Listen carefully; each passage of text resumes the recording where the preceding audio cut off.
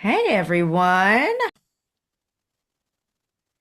All right, welcome everybody. We are here for a really great workshop topic, getting back to those writing roots without feeling like you have to rely on AI, which I just love this topic right now. Roxanne McCarty-O'Kane, one of our wonderful sponsors from Ignite and Write, is a multi-award winning ghostwriter, author, writing mentor, and former journalist who has helped thousands of aspiring authors bring their nonfiction books to life. Since 2007, she has honed the powerful Ignite and Write storytelling method that blends structure, emotional connection, and clarity to turn lived experience into meaningful, impactful manuscripts. She is best known for her Ignite and Write workshops and her internationally embraced book trilogy, The Mindful Author, The Structured Author, and The Published Author, which guide writers from mindset to manuscript to publication with confidence and purpose. Her workshops and presentations are filled with practical tools and down to earth, inspiring storytelling that removes the mystery from the writing process. We actually will have a link for you with a free download of the first book, right? The Mindful Author, Correct. and also some information that Roxanne will tell you about in her presentation later about community stuff. So, Roxanne is a passionate advocate for everyday storytellers and supports authors with guidance and all of those things. She's here, obviously, because, like us, she loves to empower women writers. And we're just so thankful to have you with us today and so grateful to you for your support and sponsorship as well, because you all keep the wheels on the bus. So, with that being said, before we hop into the actual thing, just a reminder that there should be a Q&A button for you all to use for your questions, although they moved it. I don't see it on here anymore, but I feel like there is a Q&A button somewhere. Does anyone see a Q&A button? It's Mm. there. Okay, y'all see it. Oh, there it is. I found it. Okay, they moved it. All right. So Roxanne, thank you so much. I'm going to kick it over to you and let's get into this. Wonderful. Thank you so much, Alexa. I'm always super excited to come along and share a little bit of knowledge and wisdom and connect with this amazing community that you've built. So, thank you so much for having me back again today. Just wanted to check that everyone can see the screen okay, and I will launch in. Good to go. So, wonderful. Thank you. So yes, AI is really the brave new frontier at the moment. So when I was thinking about what kind of topic can we tap into for this year's webinar, I thought AI, you've got to touch on that for sure. And there's so many people that are going crazy finding new ways to make it work for their businesses, for their lives, for their books as well. So as someone who's been in the book industry now for 10 years, I had that reality check the other day and went, what the heck? How have I been in this business for 10 years already? Time flies when you're having fun. This AI is presenting a whole new raft of challenges for writers, for editors, for publishers, for marketers, for just about everyone across the gamut of our industry.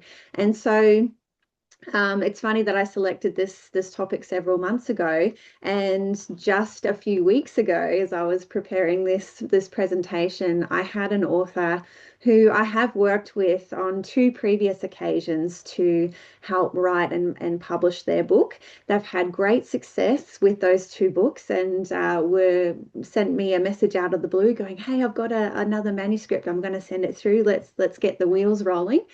And I was two paragraphs down in reading that first draft, and my heart just sank because I knew that this hadn't been written by the author. I knew their work intimately, and so I had to have one of those conversations where it was like, look, I'm not mad, I'm just disappointed because I know that you're capable of so much more. And it really had me thinking about why it is that even established authors are no longer trusting their abilities and their talents and their own voice, and they're turning to tools like AI, not to supplement their writing but to actually generate content. And obviously with something like this, where either if you're starting out or if you've got two or more books under your belt, and then you go on to release something that's generated by AI, the major discussions I was having with this client were around, this could really damage your credibility as a writer and undo all of the work that you have built up over the last several years to build the community, to build that reputation. And luckily, they saw the light and they've gone back to rewrite. So yeah, it really made me think, why do writers turn to AI? And came up with three things. You'll find three is my magic number today. So they don't trust their writing style or their authentic voice. So what I'm seeing more of is that people are handing over entire chapters to AI and just accepting the output as their own. So the problem with that isn't that the content is poorly written, but in fact it's actually grammatically quite strong, but it doesn't have context, it doesn't have substance. It's actually a whole pile of words that don't say much of anything, right? You've probably experienced that if you've dabbled yourself. And readers don't connect with information, they connect with people, they connect with lived experiences, with unique perspectives, with vulnerability. And that's just something that AI hasn't yet quite mastered. So while it can generate copious amounts of words, it doesn't actually tap into the human spirit, which is something we've got to be really, really conscious of. The second thing is that I feel more writers or aspiring authors are turning to AI because of overwhelm and time pressure. Those are the two core pain points that have been affecting authors since the beginning of time, right? It's a huge, huge thing that we have to overcome. But what the issue is, when you hand over control of the creation of your book to AI, you don't do any of the deep thinking that's required to really uncover the strongest message that is unique to you and getting it out there into the world. So what that means is that you're leaving the best part or best potential part of your book uncovered, because you're not putting in the time to really think about, well, what's the purpose of this book and what do I want it to do out there in the world, which is a huge thing. AI can't decide that for you. This is a very, very personal decision. And then the third thing is, they basically create a book that's generic. So we're not entering, we are in an era where generic content is everywhere. You only have to look in your social media feeds. I know mine is just full of the same stuff. It's the same language patterns, the same layouts, the same structure, some of the same words. Like, it's just being regurgitated over and over in different on different pages, essentially. So while AI generated content increases, like the more of it that there becomes, authenticity actually becomes more valuable. So sinking into your unique way of telling something and your unique perspectives is what's actually going to be the standout amongst the noise. So in many ways, it's actually AI is making it easier for you to stand out, because while the rest of the world is sinking into that generic territory, the ones who put in the work are going to stand out just automatically because it's different. And it's really built around connection, which is what we're going for. So when you think about, is can I just dabble in a little bit of AI, chunk up a few chapters, just think, actually, what is it that I could write right now that AI could never share? And more often than not, that comes down to your unique perspectives, your unique lived experience, your unique wisdom and knowledge, things that you've learned doing the hard yards, and not just the generic stuff that AI can pull out of the ether. That's where the magic lies. So it really is the world's shiny new toy. And as I said, a lot of people are falling into that. But AI, when you boil it down, it's an incredible generator. It can create masses and masses of content, but it cannot live your life for you. it cannot develop your worldview, and it certainly cannot express really deep emotions like heartbreak, like how you've discovered resilience, like how you've found courage to overcome failures and the transformations you've gone through with all of that, experiencing all of that in your life. So it's really essentially boiling it down to the humanness of our experiences and our ability to communicate that in our own words that's going to help us to rise above this wave of AI generated content. So yeah, because it can't emulate that just yet. And yeah, until you have brain chips and all that fun stuff. But we could open a whole can of worms with that. We are going to stay very firmly on the writing track today. So you're in the right place today, hanging out with us if you've been tempted by quick fixes like AI before. Haven't we all? I know I've certainly dabbled with it and played around with it and seen if I can make it work, but obviously come to the conclusions that I've just shared with you now.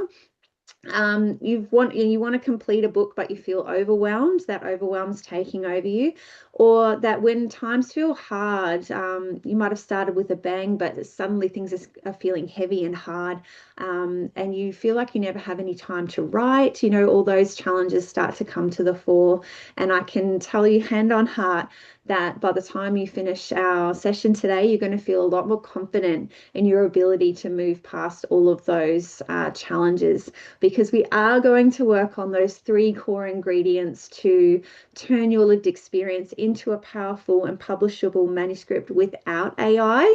Now, I'm not super anti-AI. I do want to caveat that AI does have a place.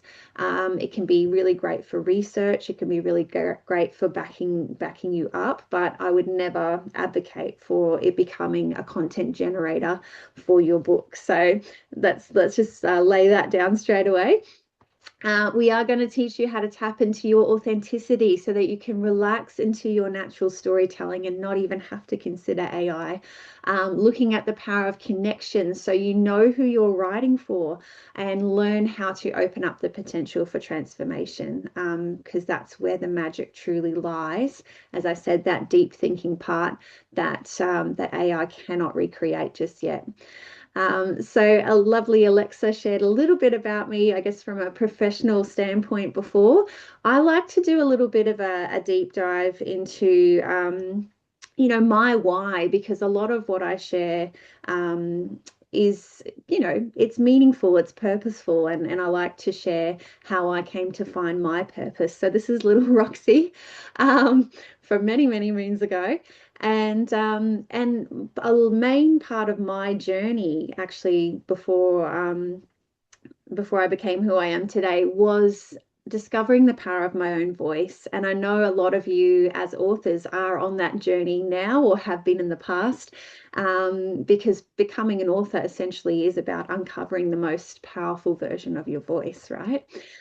So little Roxy was about 8 or 9 years old when she was off with her dad at a dragon boat festival. He was competing, and I was the only child in the team tent for the whole day.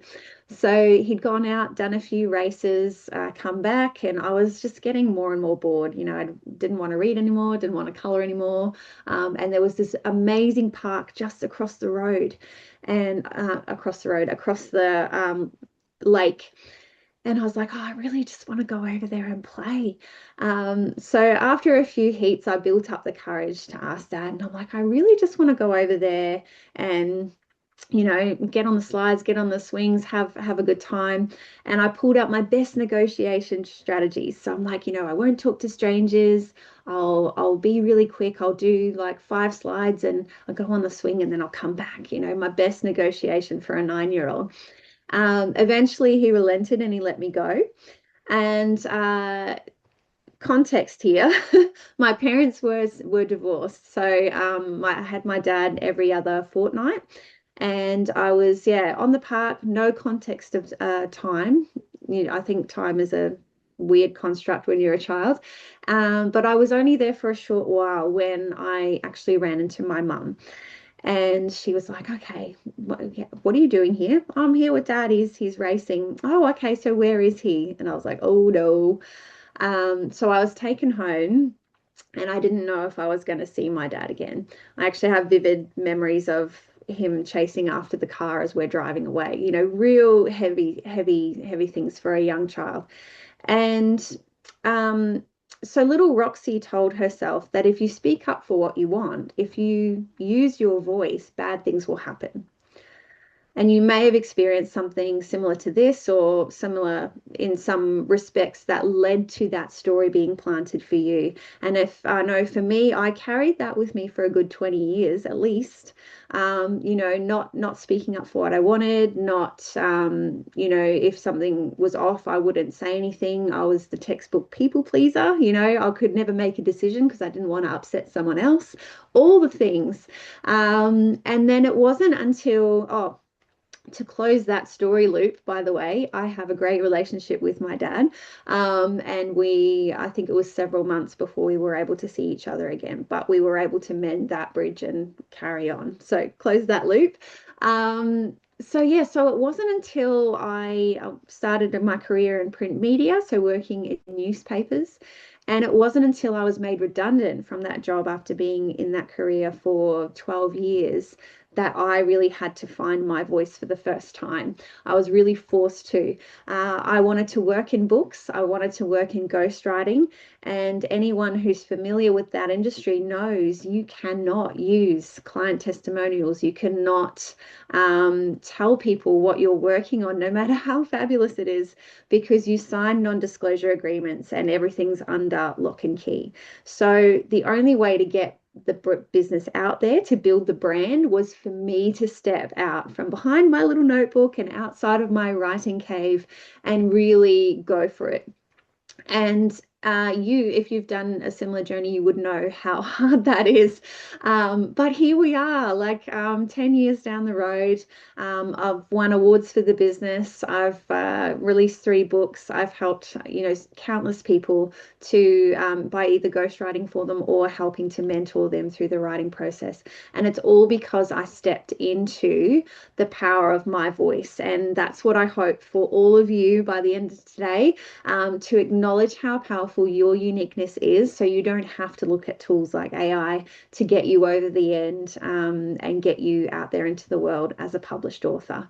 So the ACT process that I'm going to share with you today did change my life, and it also transforms the writing process for everyone that comes across it. So I'm very excited to share that with you today. Um, these are just some of my Ignite and Write alumni. So we've had 5 book launches in 5 months this year. So very, very exciting to see the momentum picking up with people, going along with their respective journeys. And it's certainly made 2026 a very, very exciting year. So, as we launch into this content, I just want you to keep a few things in mind. The first is that it might be time to get out of your own way, because sometimes our own mindset and our own thinking is the major block to us getting words on the page or taking the next step or sending your book to the editor or whatever the next step is for you. Quite often it's our own self-talk that can hold us back. So if you feel, you're questioning things a lot, maybe it's time to take a step out of your own way and just let the process unfold. The second is that perfection is your enemy.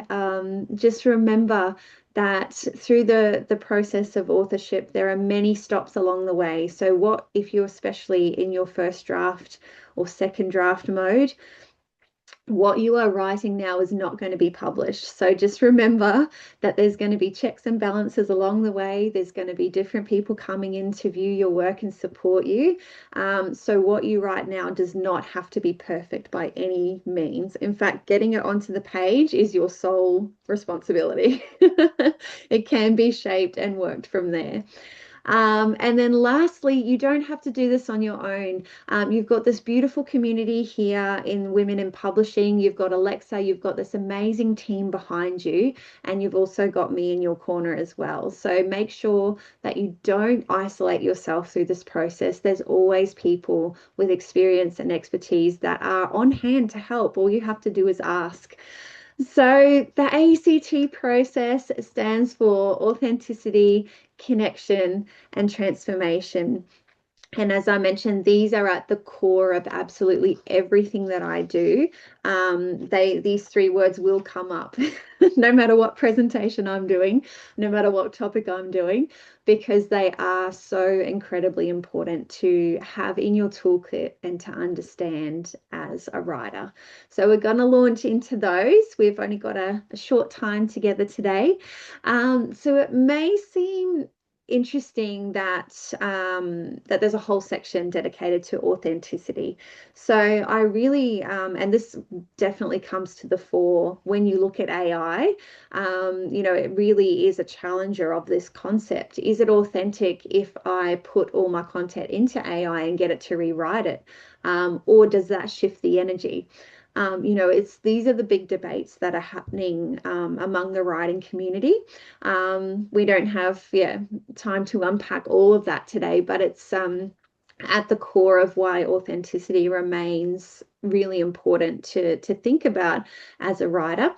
And it really boils down to understanding that your story and the way that you tell it is perfect just the way it is. I mean, obviously, an editor can always come in and zhuzh it up and refine it and, help to streamline things a little bit more for you. But your unique voice is, as I said, the selling point at the moment. It's what's going to stand you up above the AI noise.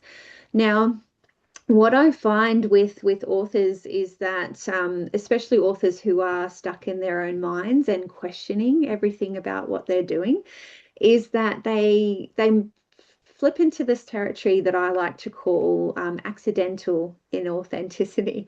So what I mean by that is that they're not changing themselves or changing their writing in a deliberately to deceive. Like, there's no negative energy behind it.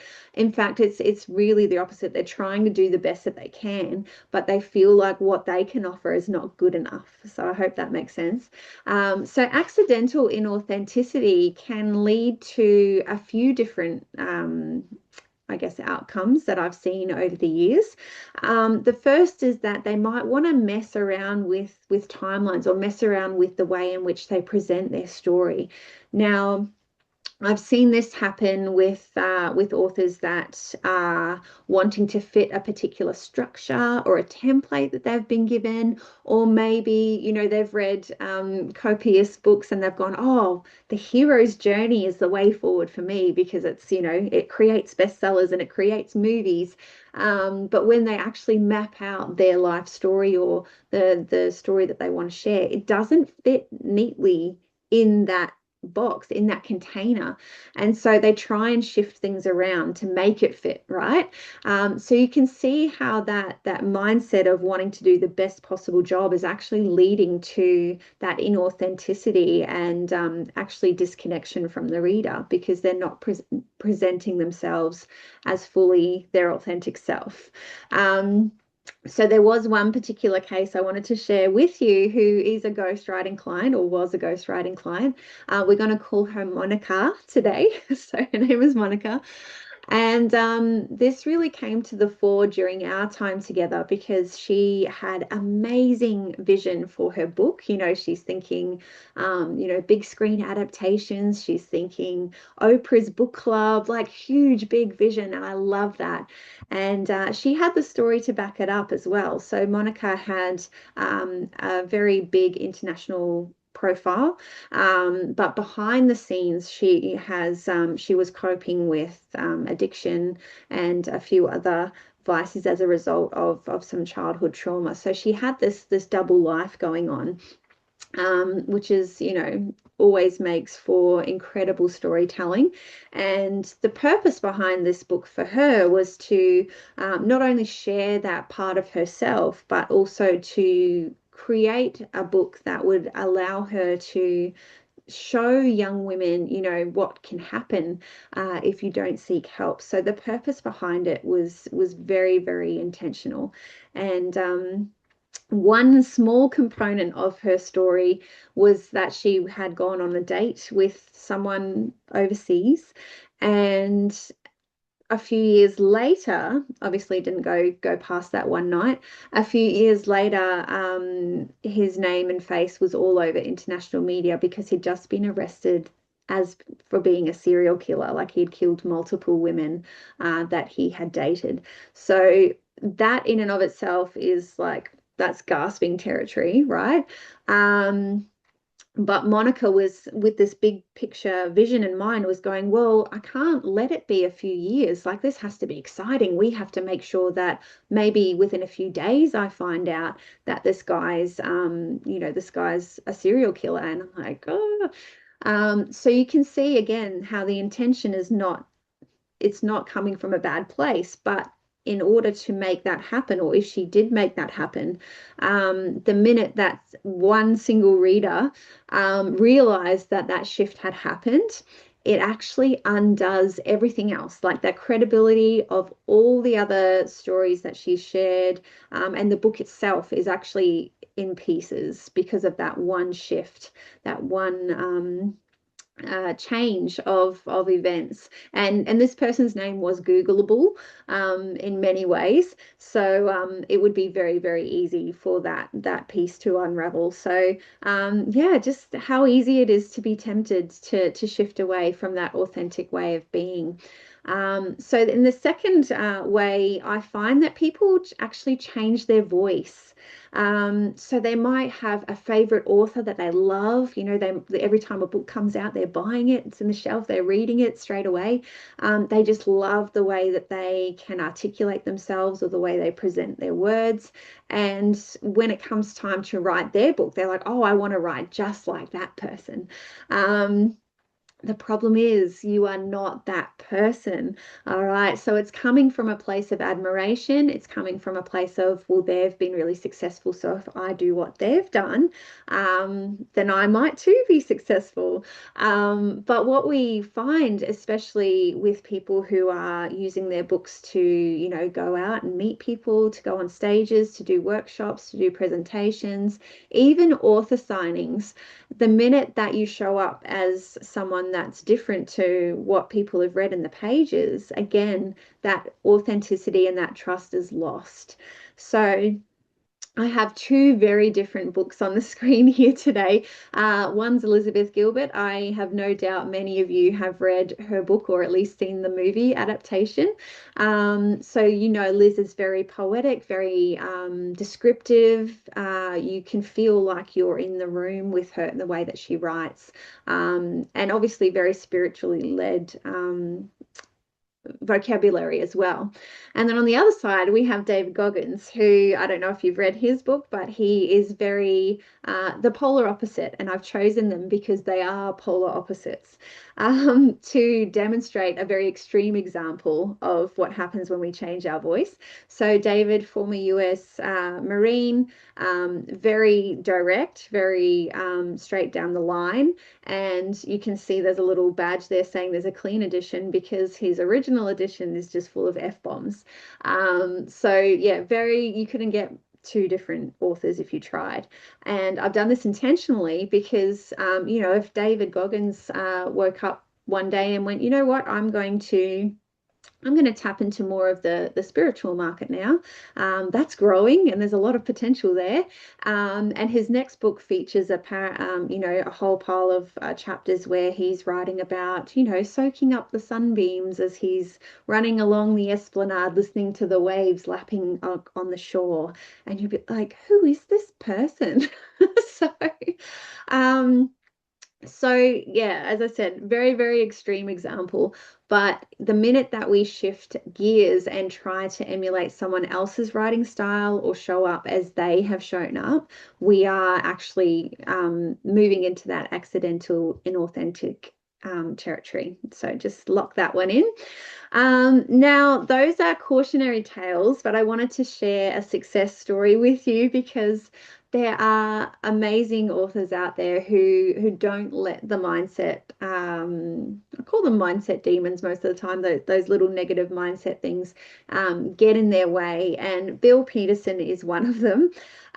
So he never once had that thought, I'm not good enough, or my story's not good enough, or the way that I write's not good enough.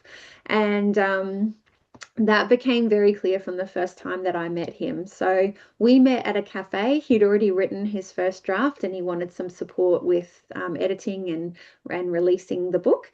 And so he shared a few stories of his life, which was, emigrating from post-war Sweden over to Australia with no English and building himself a life over here, working on the land and then becoming an inventor. So very, very interesting life that he's led.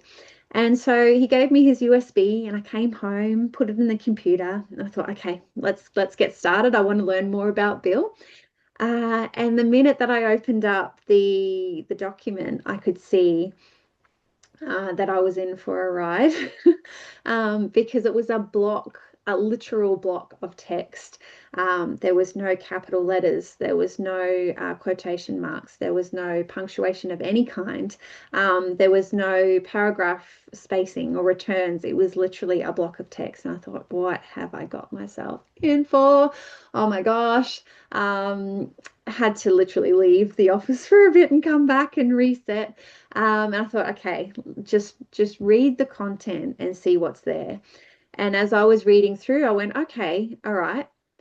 I actually felt like I was back in the cafe with Bill again, and he was telling me his story. So he didn't let I can't write properly or I don't know what to do with grammar. Like he didn't let any of that get in the way. He just sat down and he wrote. And it was perfect because I could literally hear his voice reading the words back to me. And so that's what we're going for. I mean, grammar and punctuation is great. Please add it if you know how. But there is going to be an editor, and as I said, many, many eyes that go onto your work going forward that can help to refine and perfect these things. So your job is just to get the story down in your authentic voice. All right. So all right. As Alexa mentioned, I'm giving you a gift today, and anyone who's watching this back later on, to download a free copy of my first book, which is called The Mindful Author. It does go into much greater depth on the ACT process. And one of the key ways to unlock your authentic voice and really understand how to write your book in without AI, without tapping into any of those shortcuts, is to understand your purpose and the why of what you're doing. So we don't have time to go through that in real time today, but I 100% would recommend that once you download that book, you even just skip straight to this exercise and map what this looks like for you, because what this is going to do is help you cut through the surface level of the reason why you tell yourself you write a book. There might be people in here that are like, oh, my friend told me I'd have a great story, or my colleagues, whoever. It's usually externally driven is what I'm getting at. So when we cut below the external drivers to that internal, we can really ignite that spark, and that's going to be what carries you through the tough times to actually complete your book. So really, really recommend you do that 5 why technique. Not my invention, but it is a very, very powerful exercise to undertake. All right, so that moves us on to connection. So, connection is incredibly important for us as authors because we are pouring our hearts and souls and tears and all that stuff into the pages with the intent that it is going to connect with someone on the other side of that. Many someones. We want thousands of someones. But the thing is that if we don't look at connection, even at this early stage, if you're in the first draft stage or beyond, that if you don't think about this element, the chances are your book's not actually going to land with anyone. So it's really important to bring this component into your writing practice. Because if it doesn't speak to or connect with anyone, essentially your book doesn't serve its purpose. So you may as well be writing a journal. Okay. So there's 3 levels of connection that I encourage people to think about, writers to think about. The first is connection with yourself. because you are the key to this whole project, right? It's all up here and it's all in here. So you are the key to getting the content out. And if you're not connected with yourself and your purpose, then it's going to be incredibly hard to move forward. Now, the good news is that I've doubled up here, and just by completing that 5 why technique activity, you will understand yourself a lot more innately and be able to, as I said, have that spark, that internal driver that moves you forward. So that's an easy tick and flick for you guys. That's an easy win. So that's a two birds situation. We say in Australia, two birds, one stone. Um, so you will be able to knock that over very, very quickly. The second is the connection to your story. Now, there's a lot of elements to this, and we don't have all day to unpack it. But in a nutshell, you've got to understand the value of your story and what it is that you have to share. So the minute you can start thinking about, well, what themes, what messages, what's important for me to get out there, that's when you start to understand the value of what you bring to the party.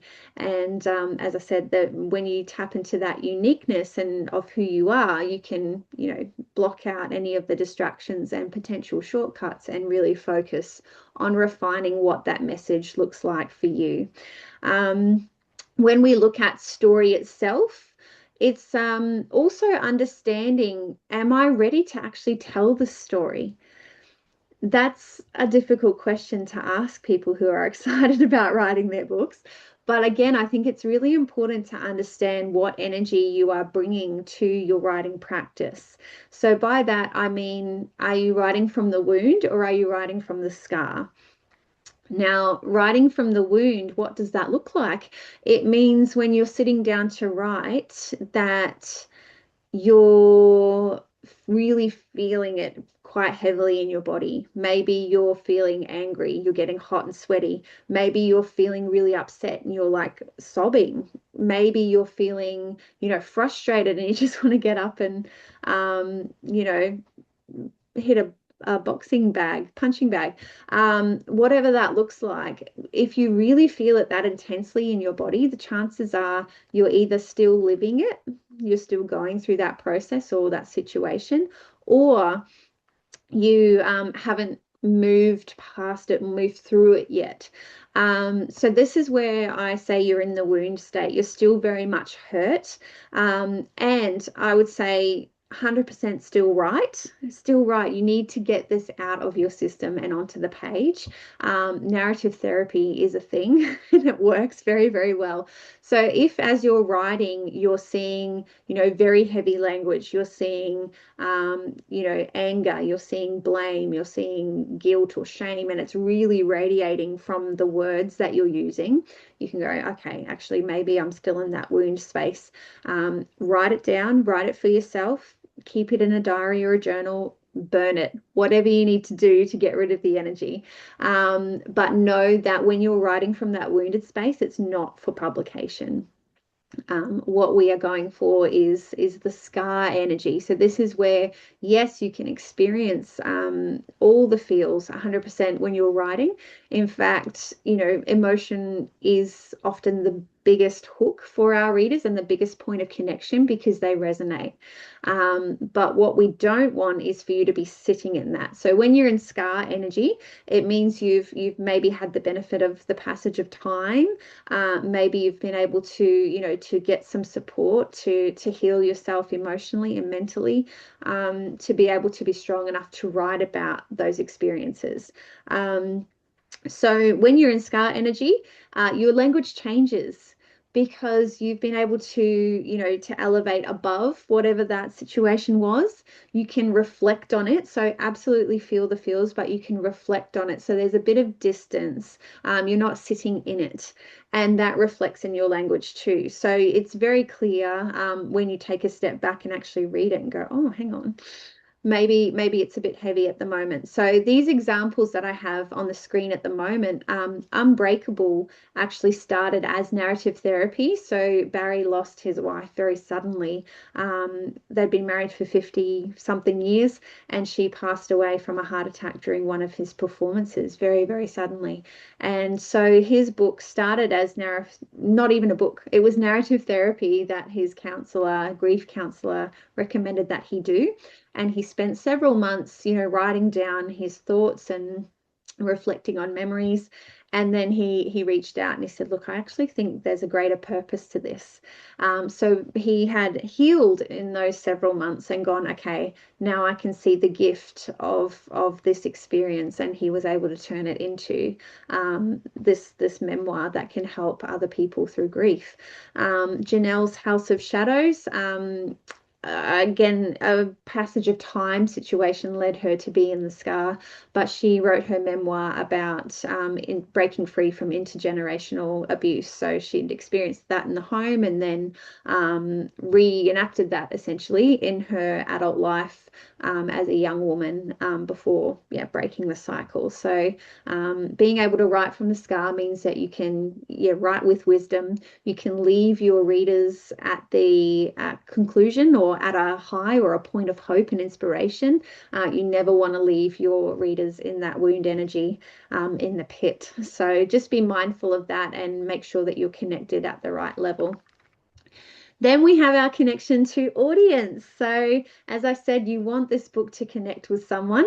And I say someone intentionally because when I do workshops and connect with people, often for the first time, I'll say, "Oh, who's your book for?" And they'll go, "Oh, it's for everyone. Everyone can take away something from this book." And I love that energy, don't get me wrong.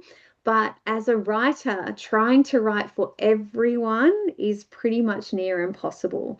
So we need to narrow it down to a someone. And that can be challenging. That can be challenging. So, for example, I have been working with this amazing doctor, Dr. Judy, who has released a thesis in the 1990s on the dynamics of domestic violence relationships. So she's come at it, that was her doctorate. So her thesis, very academic language. And she's gone, "Look, I need to re-release this as a book that everyone can read." All right. And when it's something as important as that, you want everyone to read it, right? But the problem that Judy has and everyone has when they come at their book with this approach of universal acceptance is that it is impossible to write for everyone. So when we mapped out the potential ideal clients or ideal readers for Dr. Judy, we got to almost 10. So there's the perpetrators, there's the victims, there's the friends of the friends and family of both. There's the mental health advocates. There's the law enforcers. There's the judicial practices. There's governments that reform things. There's and we just went on and on and on to about 10 there was at least. I do this activity in workshops and people come up with many more.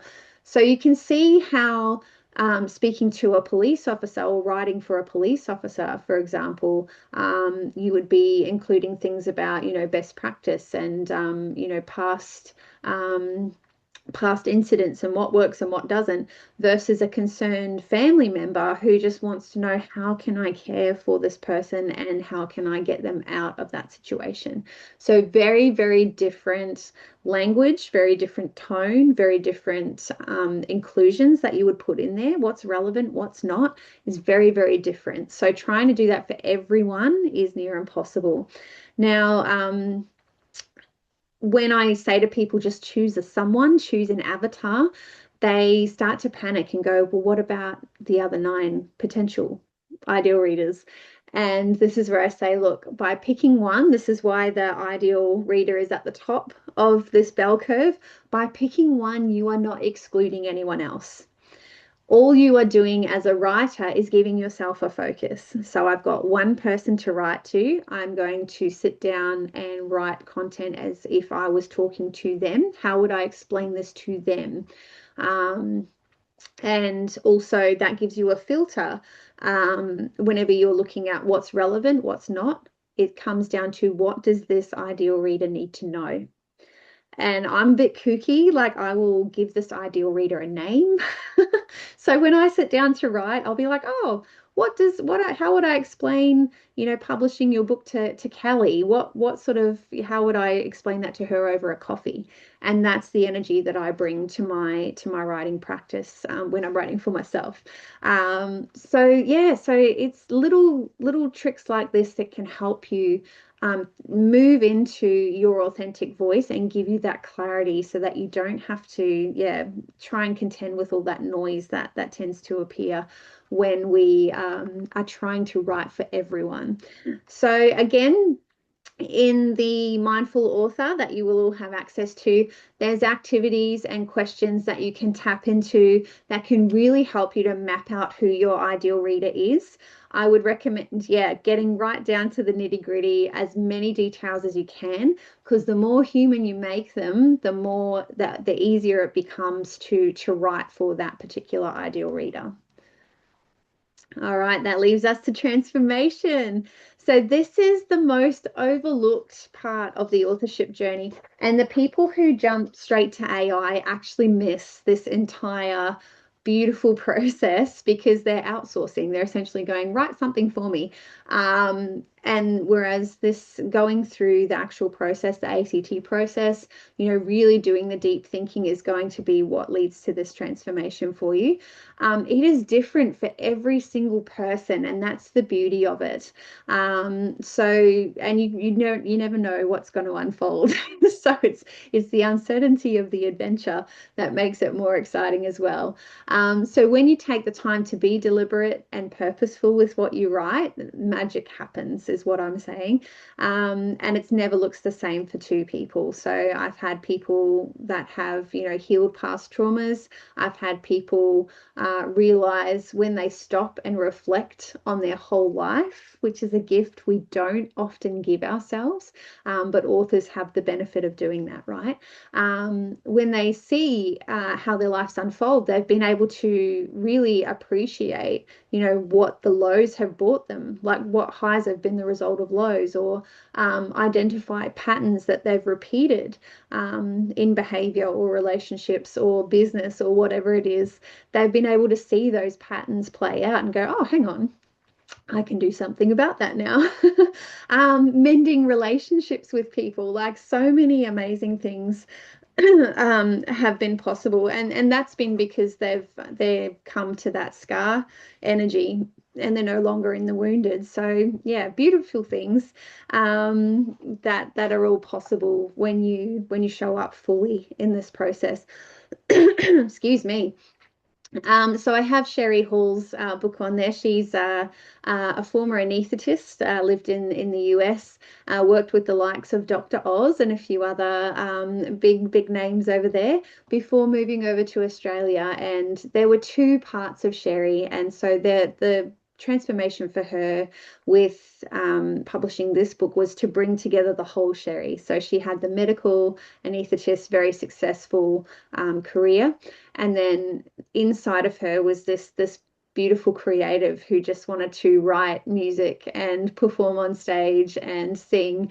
And people, because she had these two different lives in two different countries, not many people knew of the whole Sherry. So for her to bring this together into her book was her ability to step forward in the world as a whole. So that's a beautiful story to share. And then we have the transformation of the reader. So sorry, coming back to transformation of self, that process, you don't have to do anything for that. So that naturally will happen for you as you're writing your book, and that will unfold how it needs to unfold. So it's not an action you need to take, it's just something to be aware of. What we can do something about is the transformation of your reader.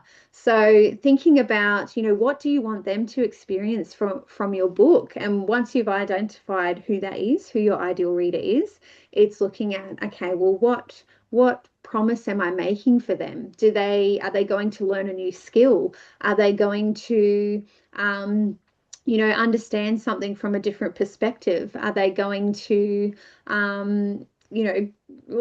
many, many things. There's so many things that I can't think of right off the bat right now.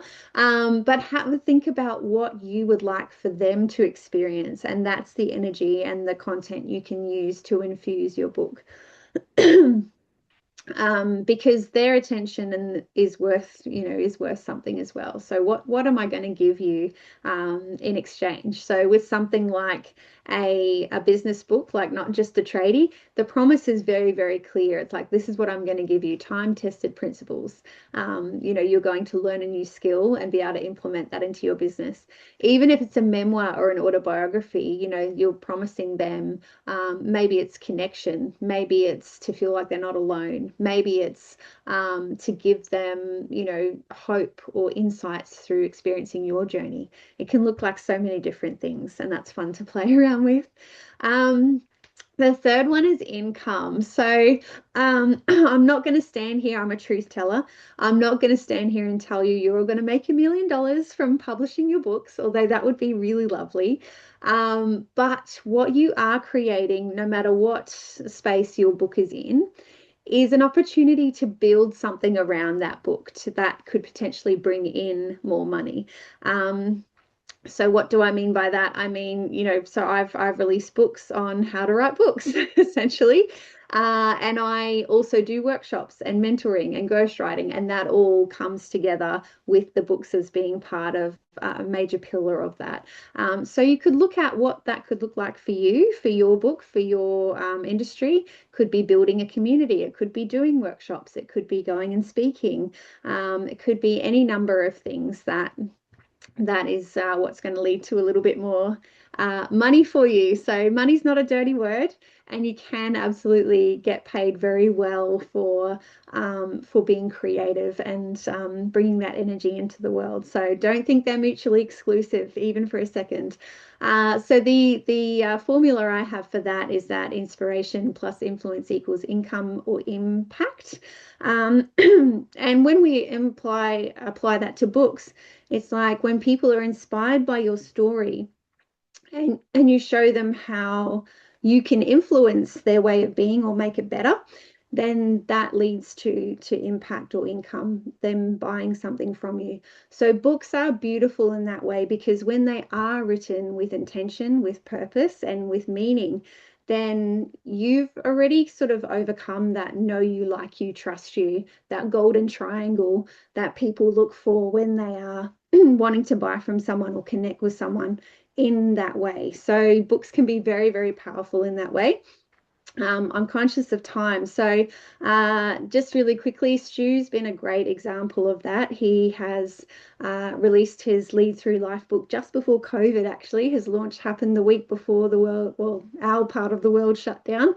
And his framework has become the basis of an entire business. So he's since releasing his book, been all over podcasts.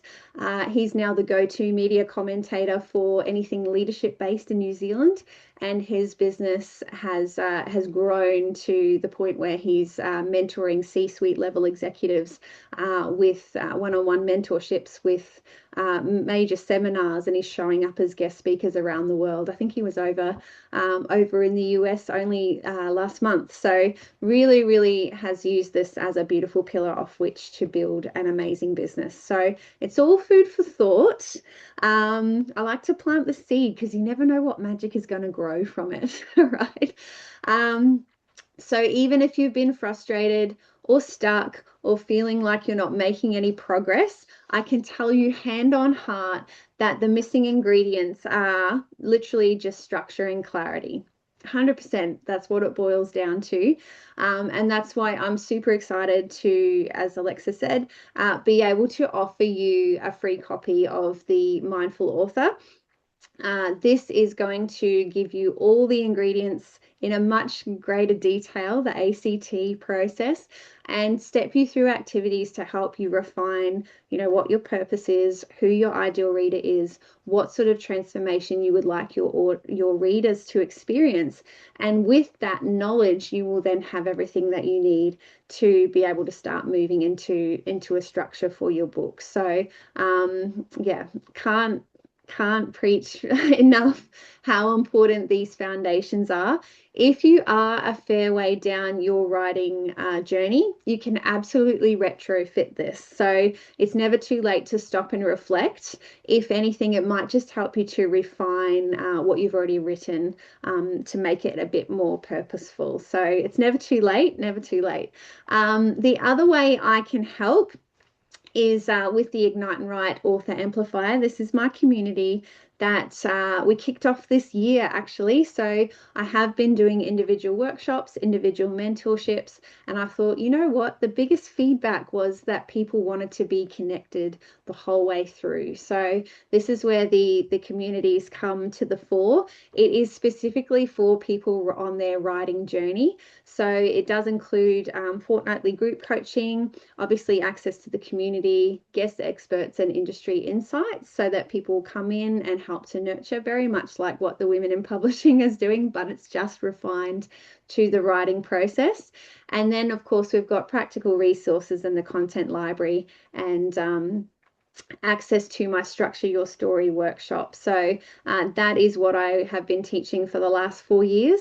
So it's accessible straight away, and that alone is worth $600. So anyone who is keen to be supported through their journey, to have real-time coaching and support and mentorship, to get rid of the noise and help to focus in on actually just writing the content.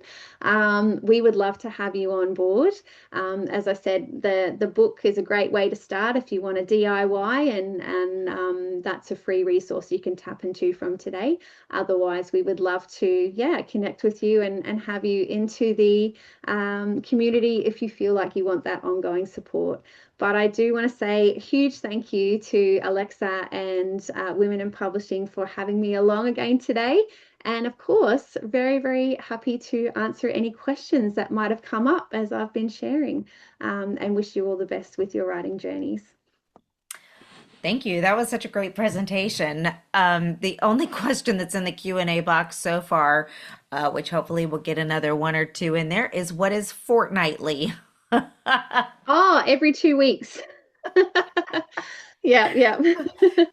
We should know that word because it's in our Declaration of Independence, or no, sorry, a speech by President Lincoln. That's what it was, but yeah, we don't use that Oh, one. how We don't funny. use I that didn't one I too didn't realize that much. wasn't a universal word. It, we just don't use it, but it's, yeah, Yeah. that's funny. That cracked me up. Anybody else have any questions about anything that was covered in the presentation today? Don't forget to check the chat. I dropped the links to both the offer for her free book and her community in there. And I mean, I think that was such a great session. Thank Let's you. give some hearts and firecrackers and celebration things for what a wonderful. Okay, there are people with us. Yay! Yay. Do you know what? I would talk even if no one was here, so it's fine. Oh, they I got. love this so much, but thank you. I really appreciate your everyone's time. I know time is so precious, so I hope that there's been at least a couple of gems of wisdom that will help your writing practice going forward. So yeah, Well, I super appreciate you getting up at 4:30, 4:15, whatever time in the morning it was that you got up to get ready for this presentation. And just a quick note in the chat, Diana said she signed up for the free book but hasn't seen anything in her email yet. So, okay. is I there think any it might place be you want? delayed by 5 minutes or so. So I will check that as soon as I get off the call and make sure you get it. Yeah, 100%. And on that note, how would you like people to contact you if they have further questions or all of that? Yeah, so probably the best way to contact would be through the website because that's got everything in it. So there's a lot of content on there, but it's also got a contact form if you wanted to send me an email through there. Always more than happy to, yeah, answer any questions, help demystify things, or provide clarity so that you can move forward. We want to see as many amazing books out there in the world as possible. So. Absolutely. I assume are emails coming from you with the name Luke James on them? Oh, yeah, I need to change that. That's safe. That's okay. Okay. All right. Great. Yeah. That All he's my right. web guy. Obviously, he's done a tester and left his name on it. So I will Re fix that. Thank you, ladies. No problem. Rebecca, let me drop the links that you can click on quickly before we leave. There you go, Rebecca. If you the top link is the free ebook and the bottom link is about her community. Oh, Nancy says this really helped her comprehend wound versus scar. So that's great. All right, I'll make sure that these links are dropped in our community as well. So thank you everyone for attending. We'll also send out a replay email. So those links will be in the replay email as well. And I hope you have a wonderful day. And thank you again so much, Roxanne. This was wonderful. Wonderful. Yes, thank you so much. I will catch you all again soon. Sounds good. Thank you. Bye, everyone. Bye.